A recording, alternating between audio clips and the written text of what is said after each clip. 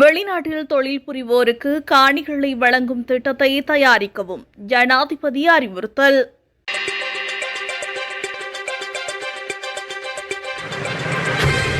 வெளிநாட்டில் தொழில் புரியும் இலங்கையர்கள் தமது சேவை காலம் முடிவடைந்து மீண்டும் நாட்டிற்கு திரும்பிய பின்னர் அவர்களின் எதிர்கால முன்னேற்றம் மற்றும் முதலீடுகளுக்காக செயற்திட்ட சேவைகளுடன் கூடிய பயன்படுத்தப்படாத காணிகளை வழங்குவதற்கான வேலை திட்டம் ஒன்றை தயாரிக்குமாறு ஜனாதிபதி அனுரகுமார திசாநாயக்க சம்பந்தப்பட்ட துறையினருக்கு அறிவுறுத்தியுள்ளார். ஜனாதிபதி அலுவலகத்தில் இடம்பெற்ற பெருந்தோட்ட மற்றும் சமூக உட்கட்டமைப்பு வசதிகள் அமைப்புக்கான 2026 ஆண்டில் ஒதுக்கப்பட்ட வரவு செலவு திட்ட நிதி ஒதுக்கீடுகளின் கீழ் நடைமுறைப்படுத்தப்படும் திட்டங்களின் முன்னேற்ற மீளாய்வு மற்றும் 2027 ஆண்டிற்கான வரவு செலவு திட்ட முன்மொழிவுகள் தொடர்பிலான கலந்துரையாடலின் போதே ஜனாதிபதி குறித்த அறிவுறுத்தல்களை வழங்கியுள்ளார். பெருந்தோட்ட மற்றும் சமூக உட்கட்டமைப்பு வசதிகள் அமைச்சின் கீழ் உள்ள பெருந்தோட்ட பிரிவு, சமூக உட்கட்டமைப்பு வசதிகள் பிரிவு, அரச பெருந்தோட்ட கம்பெனிகளுக்கு உரிய நிறுவனங்கள் மூலம் நடைமுறைப்படுத்தப்படும் அபிவிருத்தி திட்டங்களின் முன்னேற்றம் மற்றும்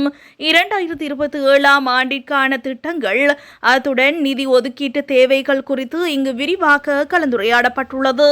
மேலும் 1081 மில்லியன் ரூபாய் மூலதன ஒதுக்கீட்டின் கீழ் நடைமுறைப்படுத்தப்படும் பெருந்தோட்டத்துறையின் பெருந்தோட்ட காணிகளை அளவீடு செய்யும் திட்டம், தென்னை பயிர்ச்செய்கையின் நோய் கட்டுப்பாடு மற்றும் ஒழிப்பு திட்டம், கப்ருக நிதியம், தென்னை உற்பத்தியை அதிகரித்தல் மற்றும் வடக்கு தென்னை முக்கோண திட்டம் ஆகியவை குறித்தும் இங்கு கவனம் செலுத்தப்பட்டதுடன் பெருந்தோட்டத்துறையின் உட்கட்டமைப்பு வசதிகளை மேம்படுத்துவதற்காக நடைமுறைப்படுத்தப்படும் திட்டங்களின் முன்னேற்றம் குறித்து ஆராய்ந்த ஜனாதிபதி மலையக மக்களுக்காக 10,000 வீடுகளை நிர்மாணிக்கும் திட்டத்தை உரிய காலத்தில் நிறைவு செய்து மக்களிடம் ஒப்படைக்க வேண்டியதன் அவசியத்தையும் குறித்த கலந்துரையாடலில் வலியுறுத்தியுள்ளார்.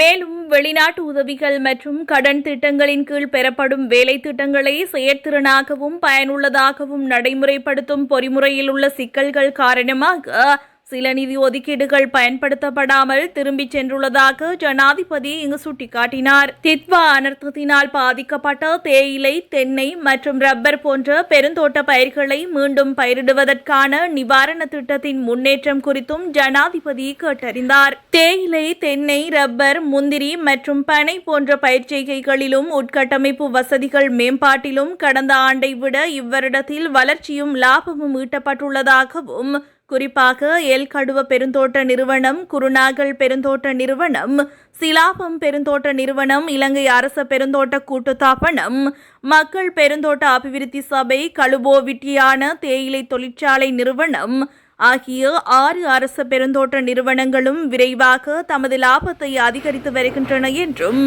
இங்கு தெரிவிக்கப்பட்டன. தேயிலை ஆராய்ச்சி நிறுவனத்தின் கீழ் செயற்படுத்தப்படும் பயிர் உற்பத்தி மற்றும் அது சார்ந்த பயிர்களை மேம்படுத்துதல், ஆராய்ச்சி மற்றும் அபிவிருத்தி நடவடிக்கைகள், அதேபோல் சிறு தேயிலை தோட்டங்களில் மீண்டும் பயிரிடுவதற்காக ஆரம்பிக்கப்பட்டுள்ள திட்டங்கள் குறித்தும் இதன்போது விசேட கவனம் செலுத்தப்பட்டது.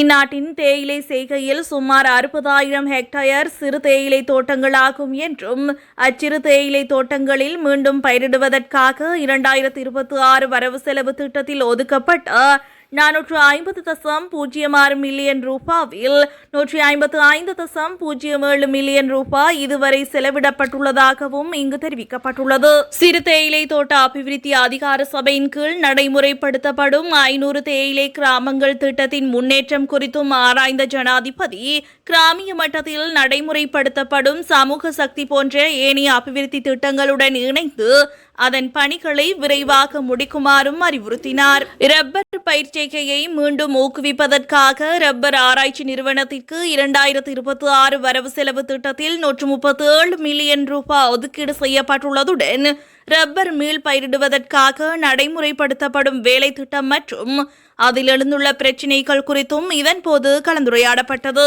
தெங்கு கைத்தொழில் அபிவிருத்தி, தென்னை காணிகளின் உற்பத்தி திறனை அதிகரித்தல், புதிய உற்பத்திகளை உருவாக்குதல் மற்றும் பெறுமதி சேர்த்தல் மற்றும் தரத்தை மேம்படுத்துவதற்காக நடைமுறைப்படுத்தப்படும் வேலை திட்டங்கள் மற்றும் ஆராய்ச்சி நடவடிக்கைகளின் முன்னேற்றம் குறித்தும் இதன்போது கலந்துரையாடப்பட்டது. பனை மற்றும் கித்துள் கைத்தொழில்களை வலுப்படுத்துவதற்காக பனை அபிவிருத்தி சபை மற்றும் கித்துள் அபிவிருத்தி சபையின் கீழ் நடைமுறைப்படுத்தப்படும் வேலை திட்டங்களின் முன்னேற்றம் குறித்தும் ஆராயப்பட்டது. இந்நாட்டின் வருடாந்த முந்திரி தேவையான 25,000 மெட்ரிக் டன்னில் 18,000 மெட்ரிக் டன்னை இந்த ஆண்டில் பூர்த்தி செய்ய முடியும் என்றும் இது கடந்த ஆண்டுடன் ஒப்பிடுகையில் உயர் வளர்ச்சியாகும் என்றும் இங்கு தெரிவிக்கப்பட்டது. வடக்கு மற்றும் கிழக்கு மாகாணங்களில் 15,000 ஹெக்டேர் நிலப்பரப்பில் முந்திரி பயிரிடுவதற்கான சாத்தியக்கூறுகள் நிலவுவது குறித்தும் இங்கு கலந்துரையாடப்பட்டது.